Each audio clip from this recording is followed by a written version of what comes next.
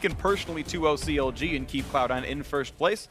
Malzahar and Varus, no surprise on bans. It's actually interesting. I was looking up some stats between the games because now that Korea is actually on 7.4 themselves, Varus has technically 0% presence in bot lane because there's 0 picks on him. He's 22 bans out of 22 games.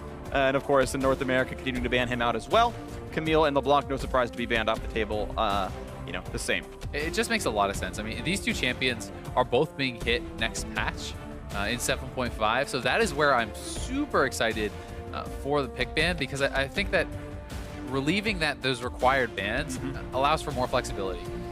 Yep, totally agree. And one final ban that come through here for Cloud9 is they better figure out what they do or don't want to deal with from Darshan. It's the Shen actually banned, I believe, 3 games in a row, specifically by Cloud9. And Rumble taken away this time around, right? But Lulu gonna go CLG's way, and they're putting so much priority on this champion.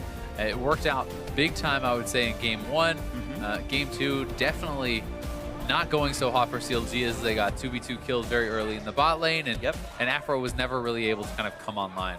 And so far, 7 choices in a champ select. It's the exact same champ select as game 1 right now. The ban's the same order, the first pick the same. And if it's going to be the same again, it's going to be, instead of Graves Ezreal, it's going to be Rengar picked up. So a different look now for Cloud9, switching up the script. They don't want to deal with Lulu Rengar, apparently. Yeah, they do something else different as well. Smithy actually had a good Rengar game in game 1. So despite a lot of the criticism he gets, they're not going to give that over to him. And this could also just simply be like Contract saying, you know what, who cares what he plays? I want to play what's good for me. We know the Rengar can be very, very powerful, of course. Contracts had played Rengar last game, and they won that one. Rengar so far 2-0 in the series, and the Jace going to come through, actually, and it was almost ignored for most of the rest of this champ select, but Jace is in as an early pickup. And Jace, because Rumble is already taken off the table, you know, it's not necessarily as easy to fit him in the composition. A lot of people have been loving to play him mid, but because you have an AD jungler and an AD mid laner, I don't think that you also, you know, want to kind of run it like that with a tank topside. So very often this is probably going to be a top Jace, I would think, and that can make it kind of difficult because you end up in a composition with no tanks, and top lane Jace has not been successful this year. Well, we'll see what happens. Grag's going to be picked up quickly by CLG, and we know it can be a top or jungle flex right now. I would actually put my money on jungle being the better role for it, although of course Graves can be very powerful. There's options here, of course. It's actually shown up in every other major region so far as a jungler on this patch. It's been in Korea, it's been in EU, it's been in LPL, LMS even, so it's been showing up all around the world. And now it's going to perhaps make its debut in NA, but certainly can still work as a top lane bruiser, and actually does pretty well up there too. And of course, no surprise here that Karma's going to mirror the role with the Lulu, so we once again have a game, actually this time around, with different roles picked up. I guess we've had that before as well, but an early bot laner grabbed by CLG, and a flex top mid for C9, which if you're going to get desynced roles, I think having a flex pick is hugely important there. It certainly can be.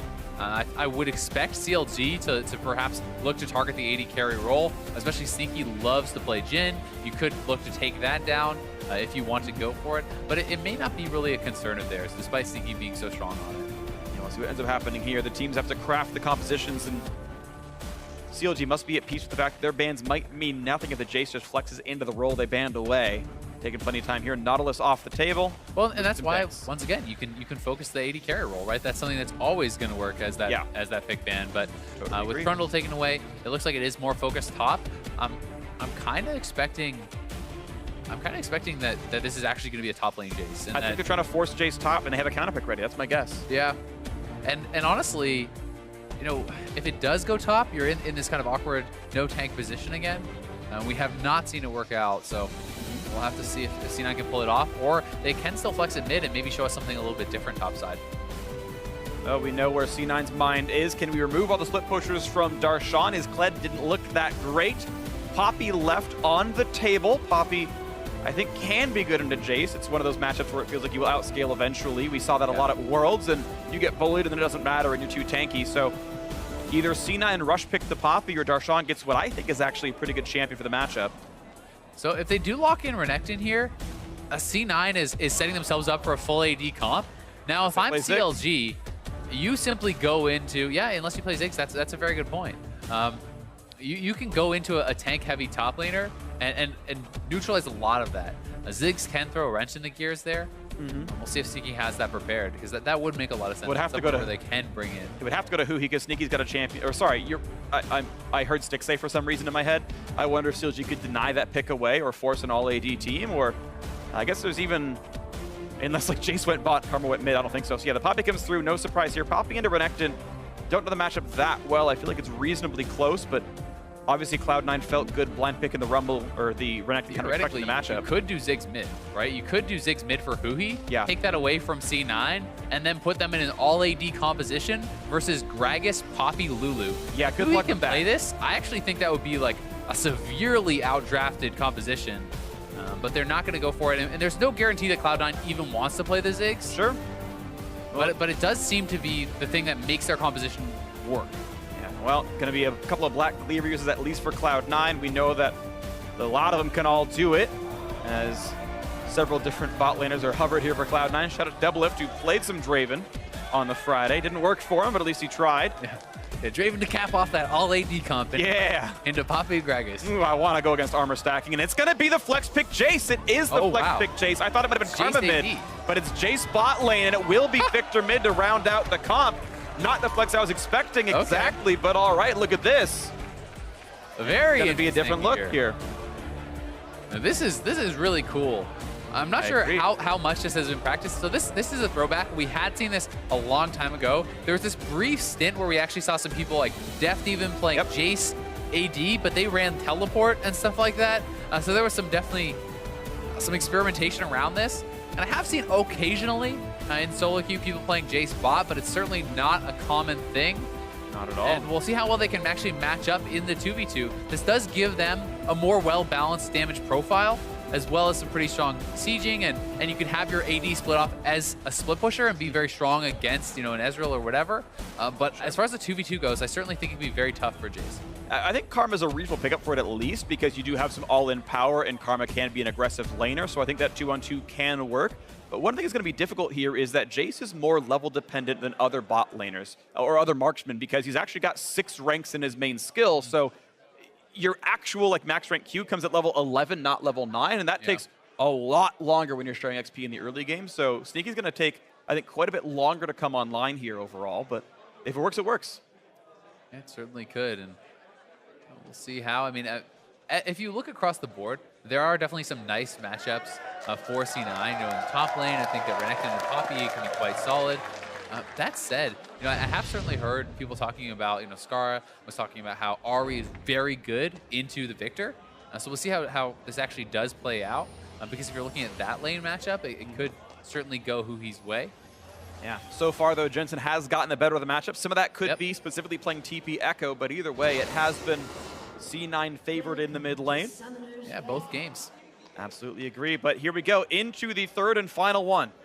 The triple reju of Poppy. We've seen this on Shen a couple times, where Shen can actually very easily kind of make use of this. One goes into a Tiamat and things like that, but Poppy doesn't have as many build options with the reju bead. Yeah, but she's got 7 health per second regen right now, so getting bullied by the Renekton going to be a bit difficult. Is going for Grasp of the Undying, the more laning phase focused one. I do think it makes sense when you're against the lane bully, just to... And it's so easy to proc, especially once you have your Sunfire. You stay in combat off the minions. You can use your passive when you throw out your shield and proc the Grasp very easily with that. Ooh, ouch. Bit of damage on Aframu, and more gold earned by Smoothie. Early dominance in lane. So Afro is actually going to base. We'll see if he actually gets back in time or misses some XP. I think he'll miss XP. I think he's going to miss XP, yeah. So this does put 6A in a little bit of a weird position. 6A now has to play pretty safely, knowing that his support had to base, and the other lane, you're not sure if they're actually there or not. And if he steps forward and face checks a Jace and a Karma, their level 1s are incredibly powerful. Yeah. And you can get chunked out and essentially lose a lane right off of a misstep like that. So Ray giving as much of a leash as he can. Contract's going to get level 2 off the small ones, and nice by Jensen, jukes out one half of Huhi's Q. And as Afro walks into lane, he is not going to miss XP. Actually, just barely slinked into range and got the melee there. So it was 6A being pushed back. Yeah, that was actually a pretty big deal. But it's still the push lead for the C9 duo. And I guess it's really kind of no harm, no foul. It's not too bad for CLG right now. Nope, doesn't end up mattering much. But certainly always something good to track. I mean, if the other team both is level 2 and you have a level 1 support, you can look to go aggressive, especially on someone like Jace, who can simply jump in on people if the opportunity arises. Yep, and it should still be level 2 first for the C9 duo. They've got a bit more damage on the wave, but it's not off by too much, and we'll see if much happens. Ray, of course, level 2 first. No surprise here as he pushes in. Level 2 comes at a similar time, and a really good amount of poke on a Sneaky, actually. The Little Lance lands into a Mystic Shot as well, and there we go. That's part of that power. Now, that's a pretty long cooldown, to be fair. It's going to remain rank 1E for a while, but still good damage to deal, and Stixxay is now out of potions. And Sinky does have the longsword 3-pot start, so he's going to have more sustain in these early levels than Sneaky is. So we'll see how many of the Shock Blasts he can actually land. A lot of it will come down to who kind of just is better with their poke. Sure, absolutely, and still more of that poke is landing. Staying afloat right now, CLG. They put some more damage across, and it's really a pretty good back and forth. Nice dodge on that little shot right there, and now he's going in. Darshan was walking out. Gonna land the body slam, and I guess he was afraid of Ray all-inning with all the fury he's got. And yeah, you can see Darshan very afraid of all-ins from Ray because they know how much damage can be had there. And Darshan had actually already used his flash, so he definitely was getting all-in there. At least Smithy comes and makes it an even trade of flashes. So some parity back to the lane, and that does make you play as the aggressor a lot more safe. And I also think that a trade of flashes is actually worse for the Renekton because he wants to bully and really kind of control the early. Yeah, and it needs that to get away from some of the ganks that might come through here. Quick scars, bloom spots that Smithy is doing this camp right now, but it doesn't really matter as Contract's also stealing away the Krugs. So the fact that Smithy had to go up there actually does give a bit of a lead to Contract. He's used that nicely. Sneaky out of mana right now, but a nice chunk on Aframu actually cutting forwards. Yeah, and he actually took both sides of that, and Rengar is behind them. Contracts could look for the flash kill. We'll see if they can pull it off. I don't know if it's going to happen. Can't get the pull either, and a couple of nice shots on the Contracts. Loses 200, 300 HP. CLG staying afloat. Yeah, the Smoothie has no potions, neither does Afro. So this is where skill shot accuracy becomes incredibly important. Whoever hits the next couple shots can force their opponent out of the lane. Very like easily. This, forcing someone to kill, but look at the shots back onto him. Sneaky. Stixxay's gonna go forward. Afro is going here. For this, but the exhaust is on. He's got to watch. He has no heal. Ooh, the shield comes in. Afro's got to be in danger as well. A couple more hits come through, but Smoothie's out of mana. And that was a pretty tight trade right there. Everyone is coming down. Smithy and Hui made the roam. And they're going to look to force a Body burst slam recall. flash available. Someone to heal in. It's going to be Smoothie. We're running out of health, and the first blood's going to come in. Donated over to Hui's auto attack. And CLG get the better of the play. The big roam comes in. Hui making the move down. C9 cannot contest that. It's very tight bot lane here. Ends up going CLG's way. And it's a farm lead for Stixxay as well. He's plus 12 in minions right now. That's more than the wave is. So nicely done CLG overall. Yeah, this was ridiculously close. So much pressure on these players here. As Stixxay, his heal is forced out, but he looks to trade back pretty aggressively. And the cannon minion and the wave retaliating as well gives him some confidence. But Afro flashing in and shielding this barely saves him there. It actually came after the auto. I think the shield actually blocked no damage at all. But either way, it is. Yeah, C9 just running away, and Smithy just landing the body slam. Yeah, this is a nice body slam. Flash over to make sure it's body slam. Yep. That was actually required. He wouldn't have gotten that play otherwise. Either way, summoners were down. They're able to pick it up. Yeah. Pretty good stuff. Definitely agree. And CLG, 300 gold lead off the first blood. They were otherwise getting out lane. You can see the 10 deficit in the mid lane and minus 10 in the top lane as well. Ray getting a little bit out of this one as he shoves in. And the Ninja Tabby rush for Darshan to stay alive. Yep, and he does have that triple rejuve beat, so a lot of regen. He's going to start stabilizing, and the more armor you get, even though Renekton is building pretty aggressive, it actually becomes pretty hard to outpace the defensive stats of the Poppy. Yeah. You know, when you're sitting on things like a bombing and a chain vest plus tabbies, even if Ray is on components of a Black Cleaver, it's tough to actually get a lot of damage out. I totally agree. I think Darshan's going to be pretty safe overall. Maybe he doesn't 1v1 him super well, but Poppy gets a lot of damage even just for building tank. And he's kind of a semi-bruiser in that regard, not a full tank in some respects. The base stats are very high on Poppy's damage, so you certainly can be pretty powerful. If you want to build towards something like an Iceborne, your dueling potential definitely rises up quite heavily. Absolutely. We'll see if we can get more of that happening. He's tied up the farm pretty much here. Still mid lane going Jensen's way in the farm. You know, 3 out of 3. Jensen is just such a strong laner. Yeah. And you know, Hui will have a little bit of a cold edge because he got the first blood from his roam. Sure. But still, you know, Jensen has to be complimented for how well he lanes and how consistently he lanes. Absolutely agree. And compliments to Contracts as well, winning his jungle match, looking for the play. Gonna get charmed up though, and actually burned the cleanse a bit early and takes a bit of damage there, but Contracts individually actually up almost 400 gold over Xmithie, and that's after Xmithie got that first blood assist for the 75 or 150 gold there. So yeah, and that's because Xmithie goes top, he loses a camp bot side, goes bot, loses another camp. So Contracts is definitely power farming and making that work. Unfortunately for him, the fact that his first ultimate was a flub does hurt him a bit in that regard, because Xmithie is going to hit 6 and be able to pull off a very powerful gank. The level 6 on Gragas is one of the hardest to avoid ganks. Totally agree, and he's going to be coming up pretty soon here. And if you got follow through with things like Poppy or follow through with an Ahri, that is very hard to deal with. Xmithie going to keep clearing his jungle the best he can.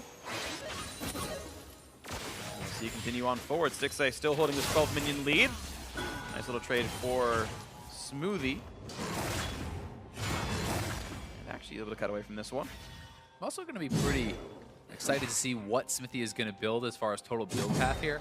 Generally speaking, people do go for the AP jungle enchant, then into tank. But some people do like to go for kind of more of the hybrid bruiser type items, grab CDR, Iceborne Gauntlet, things like that, where other players are going to commit to just full tank utility type builds. And yeah, I think there's a lot of things that can work for Gragas, which is kind of what makes it fun.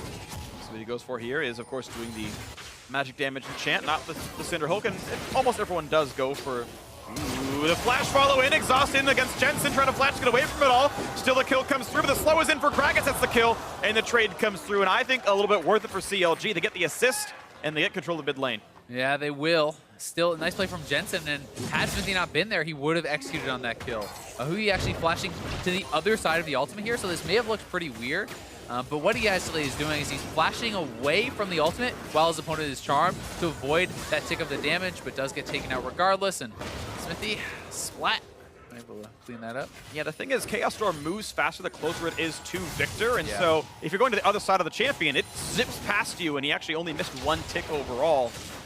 Maybe a flash to the right would have changed that, but either way, it is, of course, the trade, and they're going to all kind of stay the same right here. Quick recall to come in for the bot lane, and I actually want to know if Sneaky's going to go for a tier-focused build or not. Of course, you got the early serrated Dirk, but... Yeah, I don't think you're probably going to go tier if you don't. Probably not. This early. Generally speaking, you want to get that tier stacking, but that said, that's one of the things that can be tougher about bot lane Jace versus mid lane Jace. Blue buffs are likely going to go over to Jensen, and you don't always get those. And, and without that blue buff, it can be kind of tough sometimes to keep your mana up. Definitely agree, and we'll see. As right now, he's just going to complete the Youmuu's Ghost Blade. No huge surprise there. He just is not going to go for a tier stack. Stixxay a later recall. And stacking the tier, of course. As far as combat power, the Jace is going to be massively ahead of the Ezreal. You know, when you complete that Ghost Blade, I think that it's such a big power spike. So you can look to try to get aggressive and really kind of get an advantage from that, because despite the small CS disadvantage, if you can get a kill or even pull your opponent out, you can even it up pretty quickly.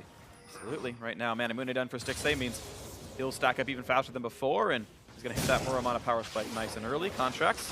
Hits S, make sure the buff goes over to Jensen. But still that 20 minion lead for the C9 mid laner. Again, compliments to Jensen for consistently being a huge threat in lane, almost always winning it. He has just been such a strong player for such a long time now. He has really been consistent, and the development of Jensen into this star player has been pretty exciting. I remember his first game coming into the league against TSM. I believe he played Xerath, actually. He was down like 100 CS and stuff, and against Bjergsen. It's crazy to see how far he has come.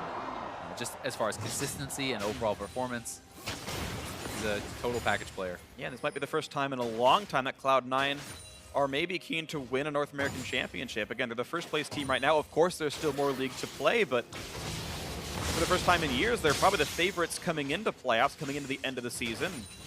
We'll see if they can retain this form. They haven't really done it since the days of Meteos and high in the mid lane and whatnot. So, you know, maybe bright things ahead for this new look C9 roster. And now the focus on the bot side of the map. An early Ocean Drake, 12 minutes, not bad. Still more laning phase to play, means they get a lot out of this. And it would help to alleviate some of the mana issues of a tierless Jace. But Xmithie, is he going to go for a steal? Looks like he wants to. He steals it! Nicely done, Xmithie, and gets away with it. Not even burning any summoner, not named Smite. Beautifully done by Xmithie.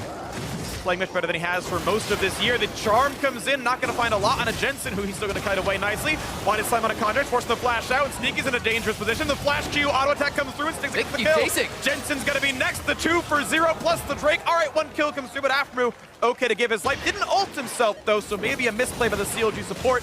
Still advantage CLG. Into the mid lane they go. And they're pushing mid lane turret. The bot lane is going to be shoved. Ray is looking to try to get a turret back here. And we'll see if the race does go CLG's way. It likely will, but maybe not with the mini wave going down now. It's going to be a bit should have close. blocked that Q from Smoothie. That's actually Yeah, really I big. agree. And that does mean the first turret will go over to C9. And that's a really big deal. A slight mechanical misplay right there means a 300 gold bonus goes to C9 and not CLG. Ray able to capitalize on something in the top lane. He has 30 minions up on Darshan with the completed Black Cleaver, and it's the opposite of game 1 here, where C9 have all their hopes right now, it feels like, on their top laner, whereas CLG seem to start winning everywhere else. Yeah, and Darshan makes this roam so early. He doesn't actually use the TP, so able to get a nice smite down, and they actually get the ult early out of contracts. When contracts re-engages, this signals CLG to go in for the fight. And I mean, their top laner is not here, whereas Darshan has already arrived. Smithy with a really nice body slam flash there, and they're able to get the stun over on a Jensen. Really across all the sides, CLG was making some good plays. Ray had a huge misplay right there. He wanted TP in the fight, and he clicked the mini-map in TP to the top lane inhibitor turret, and had to cancel, so he clicks the wrong spot on his screen. That's huge. Actually a big deal. So he wanted to be part of the fight and goes, oh, I screwed up, guys, please. I'm sorry, I didn't show up to the fight. You gotta get away from this one. And of course, CLG gets something back. Ray, though, keeps the gold equal by pushing the top lane. Maybe in the grand scheme of things, not TPing is the right play because of how it plays out with first turret gold. Either way, the game is tied in money. CLG have the Ocean Drake thanks to an Xfinity steal, and we are back to resetting on this game with a pretty large lead for Ray individually thanks to that 25 minion lead. And the turret big, gold, of but Poppy, even on less gold, can still be highly effective, and they have the TP advantage here too for a while because Darshan did run all the way down. So despite the error from Ray, C9 still in there, and Smithy is wrapping around. They're looking to take out Sneaky, but Rengar moving down. We'll be here to counter that play. So far, that Chase not gonna get the steal. Good smite by Smithy. Ray still pushing in. And by the way, Ray is 1,100 gold up over Darshan. That's what first turret gold will do for you. Local gold's a thing. 1,200 gold up, actually. And that's the advantage that C9 must use because the rest of their team are, by, math, down 1,200 gold in the 4v4. Sneaky keeping his bot lane turret alive. We'll see if CLG can push more later. And I think that, honestly, even despite this advantage, the fact that there's Tabby's completed, plus that Sunfire Cave, Darshan can easily hold the Renekton. And look at that. He can hold him at his turret no problem, and even get somewhat aggressive with the grasp and try to whittle him down a little bit. Speaking of getting aggressive, though, Smithy in the battle with contracts, both level 9, and look at this, Gragas is bodying him around. TP coming in now. Float, he's gonna die for this one. Nice pickup there goes to Huhi. Here's the Renekton. The re-engage, the knockup is there, but Smithy gonna run out of HP, and now the push is on towards Huhi, who does not have any dashes left, and Sneaky in the battle with Darshan, who picks that one up. Meanwhile, a trade kill comes in for Stixxay. CLG have lost 3, they've lost 4. What a big fight, a quadra kill for the Renekton. Ray sadly loses his life. It's no penta for him, but Jensen gonna clean up what his fellow solo lane started as Darshan has a lot of armor, but no magic resist. This will be a kill through to Jensen. The ace for Cloud9 and the gold lead for the red team. The advantage pays off for Ray as he's able to get in the middle of that fight in between all these carries, and he is just enormous. And here it is starting up, but it's all about the Renekton coming in, and this is where all their gold is. You called it out, Freak. He had to be big, and one of the key things is kind of the commitment onto Sneaky. You'll watch Stixxay going forward onto Sneaky there. Now they're just ignoring the Renekton to finish off Sneaky. They do get that, but look at this empowered Q right here. Just crushing through the health of all of these members. Health. It's just insane how much damage he got there. And while they do clean up Sneaky, Ray was the real concern. And this right there, while that looks like a funny whiff, I think he's actually trying to anticipate a flash. That is I'm going to give him the benefit of the doubt there, because many people do try to flash that telegraph play.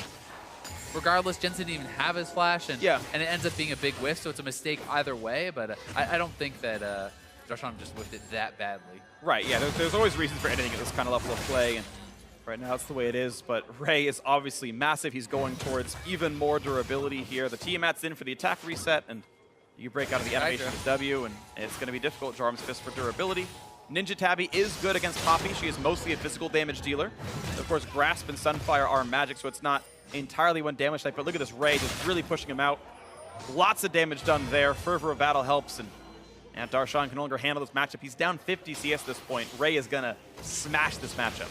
Yeah, it's definitely tough, but at the same time, can Ray actually kill him under his turret and take the turrets? I think that Darshan still should be able to hold on for the most part and just clear the minion waves as long as he keeps moving forward, contesting, dropping Qs on the wave, and kind of just thinning it out. So a lot of it is going to be about Ray converting his advantage elsewhere on the map, which he did fantastically in that fight, and is again moving down for this dragon. And Darshan doesn't have TP. Ray is first here. Yeah, and that will be such a menace. And I think TP down is even the best way to play with a lane advantage, because you can't just show up for free. You have to give away some map pressure to do so. So yes, Ray pushed in, walks down. Darshan tries to match. Ray can walk back top side and get some alone time with the turret if he wants. He's going to stay and control mid lane a bit here, take the Raptors, and make sure mid tier 2 stays alive. Well, it looks like CLG have gotten the edge on this dragon because Hui pushed up, all of C9 went back to try to cover that, and the vision that CLG had gotten means despite a massive top lane disadvantage, they're the ones who walk away with the dragon and now have 2 in a row. Well played, Counterlogic Gaming, navigating into that Drake with the 1,200 gold deficit. Well played to them. 2-0 on Drakes, 1 from Nick Smithy Steel, 1 from this. So that is something keeping them in this game, absolutely. It's certainly concerning, though, the amount of minions that Darshan is getting behind, and the fact that the wave was actually pushing against him the whole time means a fat minion wave is actually stacked up for Ray to collect. Experience is the biggest of deals to me in this. I think that if you're down CS, it's rough, but as long as you're close on levels, it's more okay, and Darshan's falling behind in both regards. And that's going to make it difficult. 2 levels is rough. Otherwise, the team is pretty close here. Supports, spot laners, junglers about the same. And pressure for bot lane tier 2. We're seeing CLG make plays with the 4-on-4. That kind of core squad is pretty equivalent or even ahead, and CLG able to make that one happen. And now C9 trying to push up mid, but Hui already back there, so making a good roam to bot side, pressuring the bot lane away, and that gives his team a turret. 2,600 gold lead for Ray individually, and yet only a 700 gold lead for C9 as a team. So the 4-on-4 of CLG is up 2,000 gold. And that's what CLG is using, right? They're letting Darshan, as you're mentioning, Darshan can survive in the matchup, right? He can handle it overall, and that's what's happening right here. Yeah, you can see a lot of that lead is specifically Stixxay over Sneaky right now. This Jace pick isn't paying off just yet. That is almost 2,000 gold just individually there. So that is like really big. The fact that he is on Triforce already, working towards that Muramana, he's going to be so strong in these fights and does have the protection of that Lulu. We'll see what Stixxay can get done there. As I think it's a lot harder to team fight on the Jace than it is on an Ezreal. I agree. I think Ezreal's going to be significantly better for, I think, the entirety of the game, honestly. Yeah. It's one of the reasons we don't see Jace spot a lot is I feel like it's hard to maneuver the champion, but either way, CLG also 4x Ninja Tabby. This time I do like it because all the gold's on the Renekton. It is a triple AD team. It's only Jensen bringing in meaningful magic damage. This time I do like the Ninja Tabbies, and CLG itemizing to not die to him. And Ray down in that bot lane, level 14 now, highest in the game, pushing for this turret. And Darshan needs to be on him. He needs to be taking down these minion waves and thinning them out as fast as possible because it's about contesting the minions, not about contesting the Renekton. And he does that, of course. The Q and the Sunfire Cape one-shots the caster minions, full combos them, and able to get the rest done. So not a lot of headway done right now for Ray as CLG continues to make plays in the 4-on-4. One thing I do think Darshan should be trying to do is push up towards the mini wave and actually start getting little bits of damage down on the minions as early as possible. If you can start thinning out that mini wave even earlier, it means less chip damage that Ray can get down every time. Because if you let him get even an auto win or 2 every time, he's going to clear it out eventually. But yeah, throwing your passive at a minion, dropping down a Q and then retreating, and then it comes into the minions like this, this means that he doesn't actually get a chance to contest. See that, yeah, W comes in, Ray can't dash into him, and it's not even that big of a problem for Darshan to keep wave clearing. Easy peasy. CLG going to keep playing the siege game. Of course, mid lane outer is already dead. It's top outer and mid lane tier 2 are the somewhat easy targets here. Ray going to walk forward this time around, and there's a couple hundred damage. And this might be enough for him, actually. He's going to ignore Darshan a bit, and he knows that even chunked to 2/3 HP, he can survive the 1-on-1 afterwards, so getting that pressure done. And Ray is making headway, and it's more than CLG is. CLG aren't getting past the mid line. No, they definitely are, and it does eventually become one of those things where you have to make a call to do something on one side or the other. Darshan, I think he's just going to sacrifice the turret on this wave. I don't think he's really going to go back in and contest it because that full wave is still alive. Yeah, Huhi played a bit of split push. He forced Jensen to react to it, and now it's CLG trying to take over the jungle. And that's going to be the turret. Ray a bit low, but he has ulti available. Q's for the heal. Now ults for the heal, and suddenly more HP than Darshan means that Poppy is out of mana and can't fight for much more. Smithy's coming down, though, and Darshan is trying to keep him around. They want to take this guy down, but still, will they have enough damage to actually very easily do it? Goes for the flash play. Really big by Ray. One more hit will do it, but no! The Savior is here, and Smithy turns it around. That was almost sick from Ray. But nicely done, the CLG gets the kill after all. Yeah, very good play from Ray, trying to go for that outplay, but still, Darshan able to quickly flash, land the stun himself, and that is enough time for Smithy to crash in and take down the Croc. Yep, took him down. Steve Irwin himself and Smithy wrestling him and getting rid of the Gators. This is a really close play, and it just came down to the fact that Smithy is coming down here. Ray goes in, flashes, lands that stun. Darshan able to return the stun thanks to the big box of Renekton on that corner.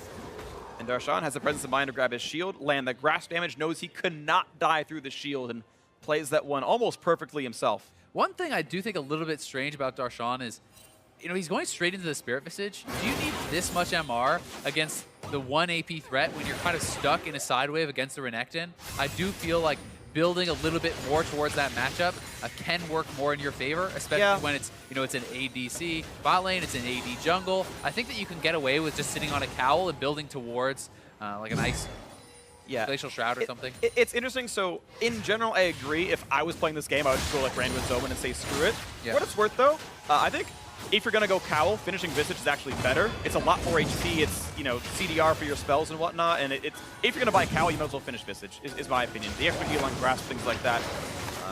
I don't have the math, but I'm pretty sure that would be more efficient overall. And either way, it's the play Darshan goes for.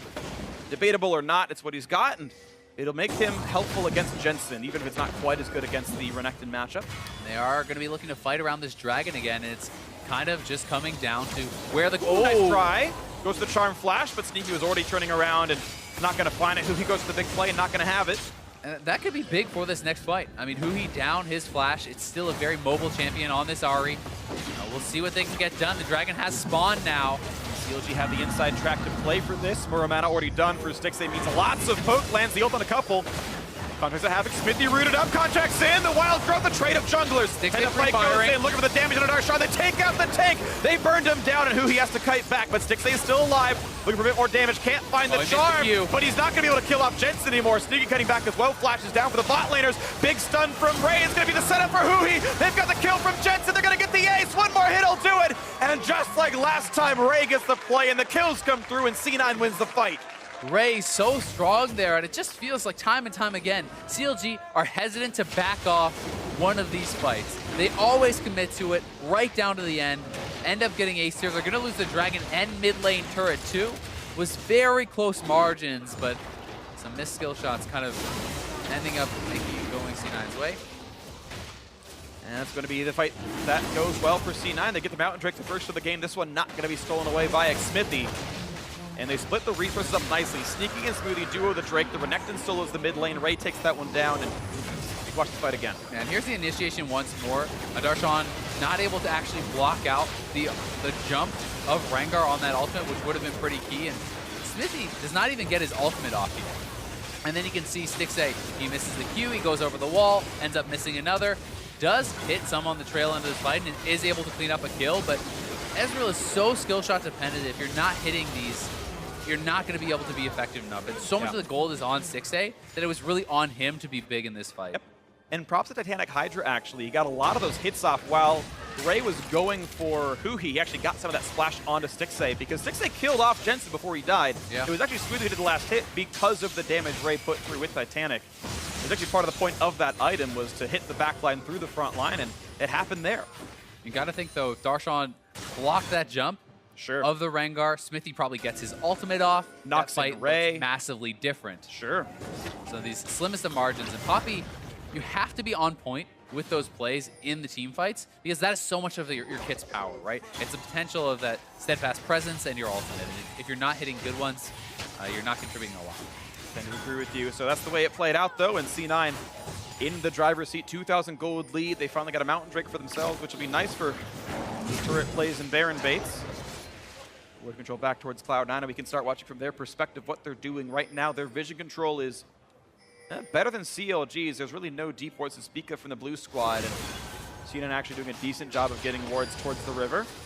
I've got to say, overall, I'm super impressed with how Ray has played this game, both in extending his advantage in the side lanes, but also in bringing it to the team fights and actually executing on team fight plays. He has really been successful in all areas, and even the GA purchase allows him to get that much more aggressive in the next team fight. With his flash available, he can go for some really aggressive backline plays because Stixxay and Hui both don't have theirs, and he can commit to an all-in, trade his life out, come back up with the GA and get a team fight win.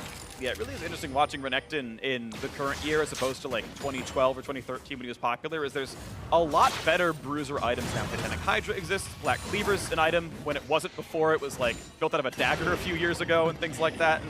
And for those like me who are old and have watched League since 2009 or so, Renekton is a much different beast. I think he falls off much less than he used to back in the old days of Sunfire capable tank. He's actually got meaningful contributions in team fights, and it's hard for me to reset my opinion of that champion, but he really can continue to do well in team fights here in this day and age. He definitely can. I do still think that he gets outscaled by a lot of other top laners. Pure tanks, yeah. But the fact of the matter is, Titanic works so well with building into tank also, because its damage is scaling with your HP. So you're kind of getting the best of both worlds with this item, and that is a lot of really what the power is here. And there's so many top laners now that have success with Black Cleaver Titanic and Triforce Titanic, these kind of builds. So you're relatively tanky, you have very high damage, you get the CDR. It's just overall a very effective build.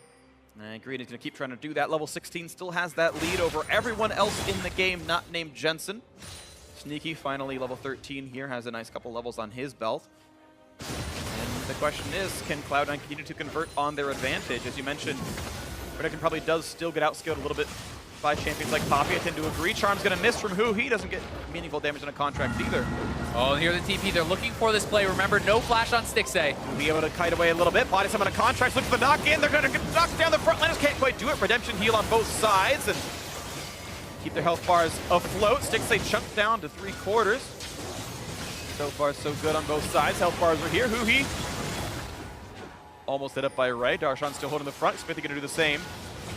2-tank team for CLG. C9 only quasi-frontliners. Both Rengar and Renekton not as big as their counterparts. Body slam on the Ray means some lots decent of damage on him, Yeah, down to half HP. And that's going to be enough to force a recall out of some of these C9 members. More Poker Stixxay really wants to push forward. He's got the support of his teammates. Ray, ooh, not in a good spot. He's going to get the GA pop, just maybe. But CLG can't quite reach into him. The flash for Darshan, he guesses wrong. I think he thought he'd catch Sneaky, didn't find it. Didn't have vision there, couldn't actually execute on the stun, but still, CLG pushed them back. They shove in on this tier 2 turret, gonna be able to take that down, and perhaps establish some vision around the Baron. And Stixxay executing on his strength there. They were able to protect him. He is on 3 items, and the front line allowed him to get a lot of damage out. Chunking Ray out like that was so key, because Ray cannot then just commit fully to the fight without going down too fast. Absolutely, good stuff right now. Cloud9 losing a bit of the map. Charm on towards Ray. Whimsy's here. The flash. The Charm's going to land actually in front of the Slice and Dice.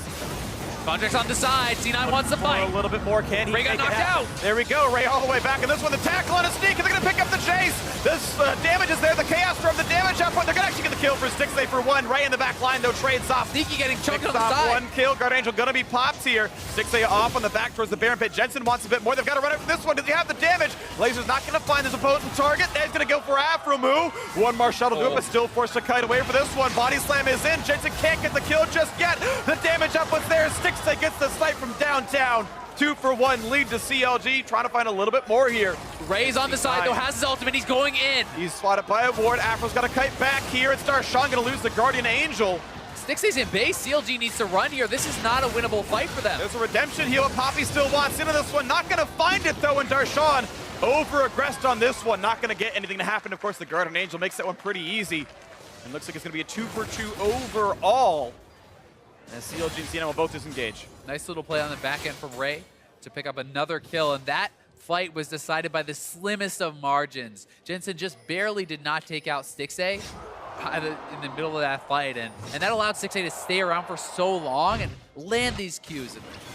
barely able to actually stay alive. This is kind of an unintentional, happy little accident there for C9, and then they go in for the fight. And Track 6A on the top side of this fight, he goes over the wall, he's up on the top side, and in comes Jensen with the laser, and is able to get so much damage down on 6A. This is almost a one fight right there. He's not actually able to get the Lich Bane auto off, and 6A's able to kite back. Jensen not able to finish him off, and in the end of the fight, they're pretty close. C9 got the Drake off that way. Now the engage towards 6A, jumps to the wall, goes for Ray, can't quite get the damage. But Hui gets the solo kill on a Jensen somewhere else in the map in the mid lane. Hui makes a big pick, body slam finds Contracts, that'll be a 2 for 0. CLG open up the map, jungle and mid lane are dead. Yeah, and with the jungler down, CLG could go straight over to Baron. I think that's gonna be the play here. We'll see if C9 can do anything about it. Ray low on health, no teleport. Sneaky could look to poke them out, but this is a risky contest if they want to try it all. It's going to be very difficult for Cloud9 right now as Counter Logic Gaming with the gold deficit still after those 2 kills. Looking for the Baron that will put them back in the lead right now, and I don't even think there's a chance. They're going to give it away. Sneaky, no deadly flourish here. Blue buff goes, blue team rather takes it over. Baron buff to Counter Logic Gaming. And Hui just constantly trying for these plays, does execute on this one, nails the charm, takes down Jensen in the solo kill. He has been so aggressive on his Ahri this game. Not all his plays have been paying off, but he's been making it work for the most part. Yeah, this time, scoreline similar to Jensen's, 4-4 and 7 to 5-5 and 7. And also got to give massive props to 6A 8-2 and 1. He grabbed the Ezreal early on, and it's paid off. That's the biggest problem is now at this point, I do feel like Renekton is starting to fall off compared to the Poppy, and the massive amount of gold that has been funneled into him compared to the gold that's in Stixxay, I just feel like it's more valuable on the Ezreal now. And there's so much pressure on C9 to be able to execute Stixxay. If you don't have the Victor one-shotting Stixxay or someone flying in and taking him out really quickly, he will take over the fight. Yeah. And he's got just a great tank-killing build, as you're mentioning. Lord Dominus Regards and Blade of the Rune King is huge for this, and here we go for top lane outer. Meanwhile, Ray is splitting. He does have TP, and we'll see what kind of things can be equalized. First turret goes down. It's bot lane tier 2 dropping, and top lane outer going to go down as well. Now it's top lane tier 2 for CLG, finding a bit more. As Ray finally does get the equalized turret kill. Nice little bit of wave clear, but it's still a 5 versus 4. And there's no lot of Baron minions here. I mean, Ray, I think, needs the base because if this gets cleared out too much, could just go for the inhibitor, but it's actually Darshan to go back first. Yeah, the minions got cleared enough. Look at how big the minion wave is, and Ray not going to get much more for this one. No collapse to go for the kill. Darshan actually wants to chase, and what, is his team going to collapse for this? 2-level deficit for Darshan, and Ray is running away. He knows CLG is inside track and killing him. It could simply be Darshan says, hey, if I chase you and stop you from TPing, it's actually worth me not being at the fight too. And confidence in his team to perhaps win that 4v4. He's just going to delay Ray. Yeah, he's essentially saying Ray is more valuable than him, so keep it in a 4v4. I mean, he's been flame rising this game. 5 kills, 7 assists on that Renekton. He's pretty much the entire C9 team right now. Counter Logic Gaming going to keep trying to play for this siege. This Ray, is really smart from Darshan. Yep, well, Ray finally is in a position to join the team fight. He can flick if he wants to, but looks like nothing really gained by Counter Logic Gaming. Just the wave clear, and Darshan's going to reset how much of a push Ray could have. Of course, there was a ward there, but now Jensen in the mix. Rengar ulti, they're looking for Darshan, but not going to be able to take him out. They won't quite find it, but now it's towards the mid lane. CLG once again on the push. Can C9 defend in time? Smithy has the Baron minions on the top side, so they just need to chill out here. They don't need to go in. Look for the plan. He's going to land the Bola. That's a big root. Lock it to buy a bit of time, and Hui able to get away, but had burned his ulti for it. Meanwhile, top lane was still getting pushed.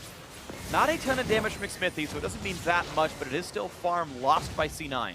And the next minion wave comes in. Hui is on that turret. It will go down pretty fast here. And there's the turret going down, picked up. 36 minutes in, 3,000 gold lead for Counter Logic Gaming. Looking for a bit more onto the base. We know 6A is huge, takes a bit of poke, but he's so far all right with this one. And out we go with that.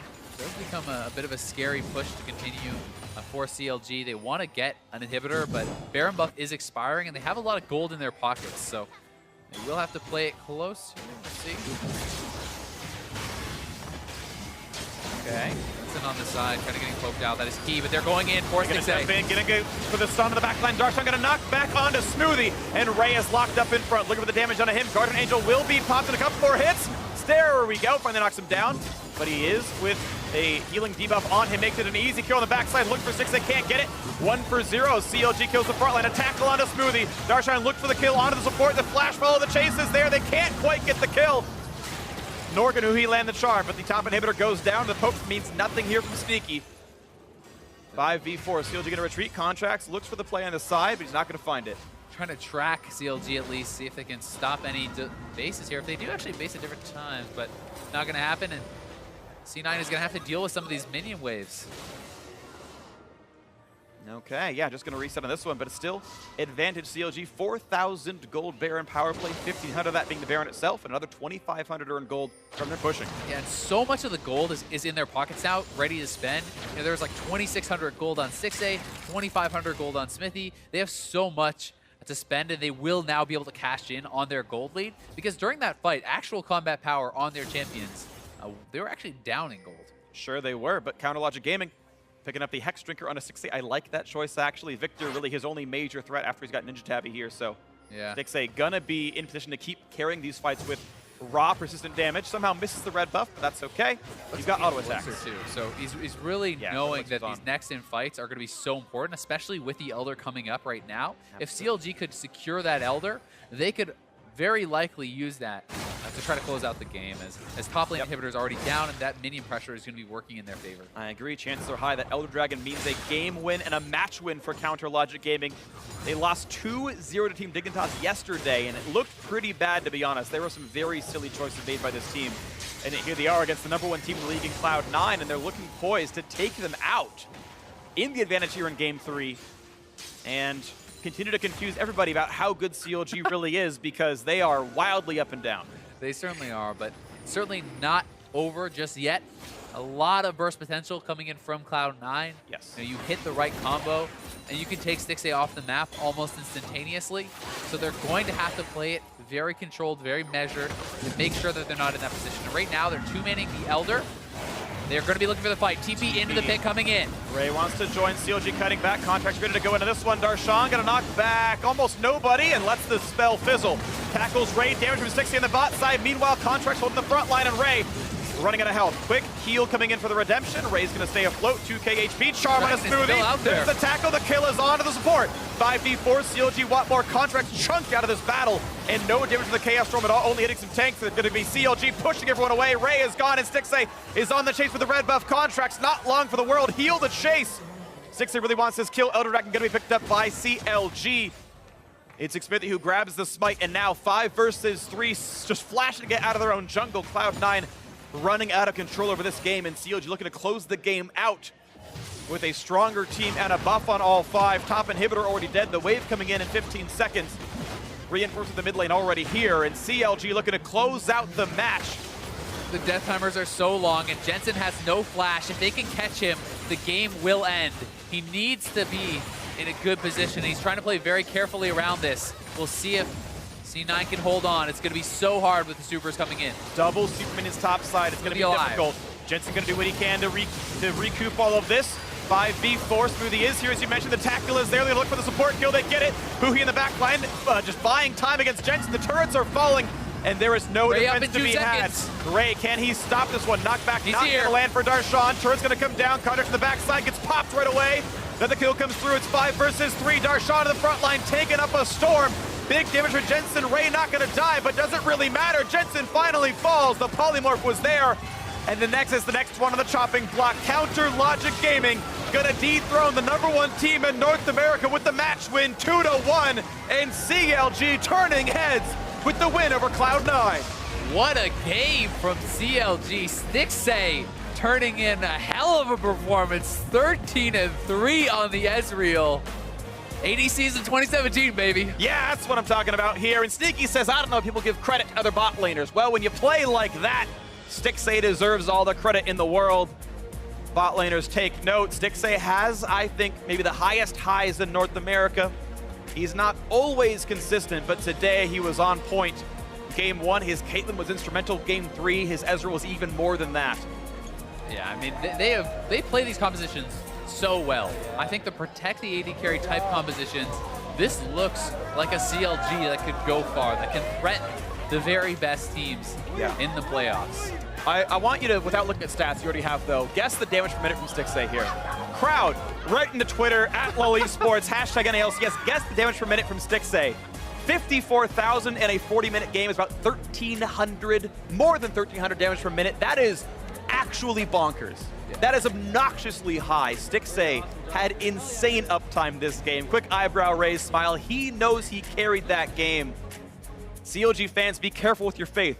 If you start believing they're going to lose next week, but this was a win to be proud of. It certainly is, and especially coming off of a very rough loss to Dignitas yesterday, it makes them feel so much better. Yeah. And I think they have a lot to be proud of here, showing that they can compete with the very best, and really, you know, a lot of people kind of scoffing at Stixxay's remarks in the opening statements. Oh, we're the best bot lane in the league, and a lot of people do not give them that credit now. So many people are handing those accolades over to Arrow and pretty much whoever he's playing with, and now, you know, C9. But really, a lot of what this series was is the CLG bot lane. In games 1 and 3, they were massive, and playing these protect the Stixxay type comps, he's making it work. Yeah, and it's not to ignore Cloud9. Of course, I think they played well in some of their own points as well. I thought Ray was hugely bright, was a really, really big deal. Unfortunately, the rest of the team couldn't pull it together. And of course, their Game 2 win was a complete slaughter, so there were points here, but it was CLG who played better on the day. Yeah, and I just think it's very tough for Ray to actually, despite playing incredibly well, massive CS lead, massive kill lead, it's so hard to execute on that lead, I think, as a Renekton compared to the Ezreal with the Lulu support. Right. You know, Poppy could be insanely behind and still neutralize that advantage. Sure. For the most part. Even in the team fight, Starshawn was huge as far as ulting people out, landing stuns, just as effective. Can Jace match this Ezreal that's massively ahead? Not even close. I mean, he did less than half the damage. And you've got like a third of the damage. Oh, sure, of course. You've got to wonder, actually, if, you know, C9's more comfortable playing the 4-1 style, they can make that work differently. Of course, CLG happy to play the split pusher, but clearly able to play the tank as well. So beautifully done by CLG Gaming for that win. And now, for more on that one, let's stick with Kobe and the victorious CLG.